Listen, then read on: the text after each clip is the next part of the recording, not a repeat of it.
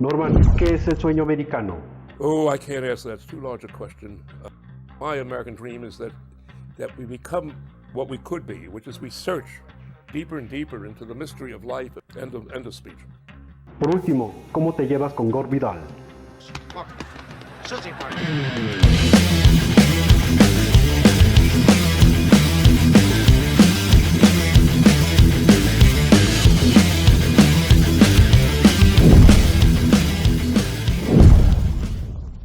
El escritor gringo que más claramente representó esa lucha entre las exigencias de las formas literarias y las urgencias impuestas por la inmersión histórica desde mediados de los años 50 hasta su muerte fue Norman Mailer, cuya trayectoria fue incorporar y expresar la perturbadora historia psicopolítica de la posguerra. Mailer siempre se presentó como escritor en busca de un nuevo orden de conciencia frente a una historicidad que parece destruir la sensibilidad, el erotismo y la realización cabal del ser.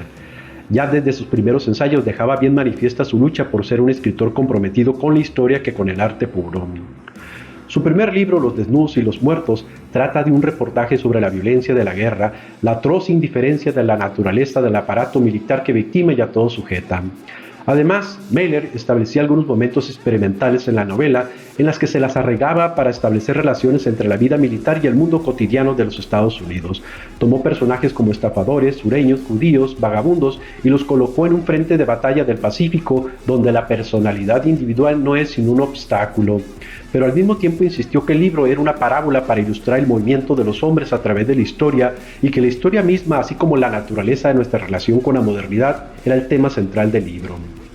El interés de Mailer en este libro, como en otros, es la acumulación de poder y sus consecuencias psíquicas. Uno de sus personajes, el general Cummings, explica que la guerra no se pelea en nombre del ideal alguno, sino en pro de la concentración de poder. La vida militar, dice el personaje, es un adelanto de lo que será el futuro. A base de sumergirse en el poder y en la energía totalitaria de las exigentes concentraciones de poder pueden ser resistidas, y a partir de ese momento, Mailer se aleja rápidamente de su liberalismo reformista para ingresar a una suerte de neoanarquismo erótico. Su siguiente libro, Costa de Berbería, explora el desastre de los Estados Unidos de posguerra. En su tercera publicación, El Parque de los Ciervos, de 1959, comenzó a buscar la forma de concentrar nuevos circuitos siguiendo la ruta del autodescubrimiento existencial merecido a base de violencia apocalíptica y erótica.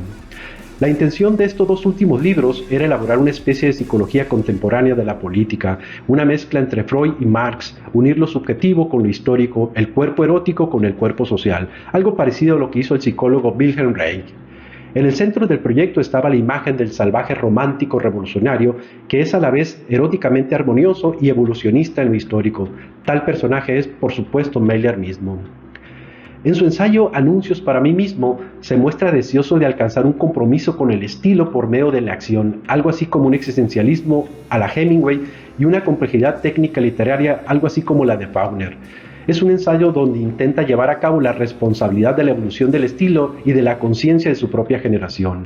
La forma y la escritura como el artesanado como tales ya no son el principal problema. El oficio en realidad no es nada, declaró Mailer en un momento en que la conciencia y la decisión de actuar eran las grandes necesidades y en el que la propia conciencia más la necesidad de reportear las condiciones psíquicas y sociales de una historia que enferma es lo más importante. El esfuerzo por Mailer por convertirse en un escritor inmerso en la historia logró en su máxima expresión en el ensayo El Negro Blanco de 1957, donde explicó que los tiempos exigían un nuevo tipo de héroe, el negro blanco capaz de reaccionar contra el orden totalitario, o se es rebelde o se es conformista. El ensayo dramatiza la lucha maniquea a la que Mailer quería que se debía alcanzar el escritor de la cultura norteamericana. Resultado narrativo de ella fue la publicación Un sueño americano de 1965. Es una novela obscena, desinteresada y semi-autobiográfica, contada en primera persona. El libro se convierte en una fantasía sobre lo erótico y el poder que pretende delimitar en la conciencia del personaje principal las fuerzas psíquicas y políticas que ordenan y dan forma a la sociedad norteamericana y a los poderes sobrenaturales y extraterritoriales de salvación y condenación que operan en el mundo. El interés de Mailer gira, una vez más, alrededor del fantástico entretejido entre lo psíquico y lo público. Un sueño americano, la novela, es una siniestra pesadilla que opta por la redención apocalíptica.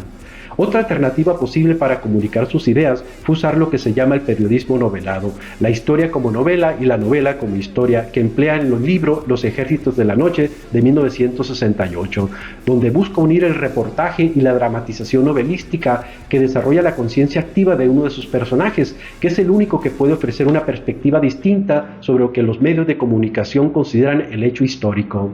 La obra de Meller a partir de este momento estuvo más cerca del periodismo que de la ficción. A partir de aquí, Meller escribe una obra que intenta relatar la alianza de la conciencia con la anarquía y el desorden de la psique social que se expresa a sí misma como historia. Al elegir ese viraje, Meller sustituyó su interés por las formas acabadas y contenidas y la individualidad de las conciencias por un interés centrado en la exploración de ese mundo de ensoñación hecho de erotismo y violencia que para él representa la barrera política de la época. Por mi máscara hablará tu espíritu.